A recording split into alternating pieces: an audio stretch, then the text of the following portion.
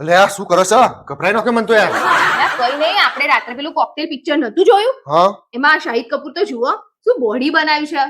જબરજસ્ત હોટ લાગે છે ને, મસ્ત બોડી બનાવ્યું છે.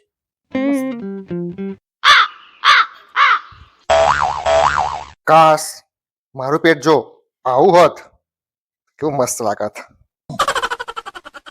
मतलब वो अलग ही लेवल का बंदा था. આ કાશથી કશું ના ચાલે. એના માટે ઉપવાસ કરવા પડે, ડાયટિંગ કરવું પડે.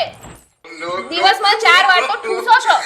વેદુ ભરે કોઈ ના થાય, ઉપવાસ કરવો પડે, ઉપવાસ. કાશ. No.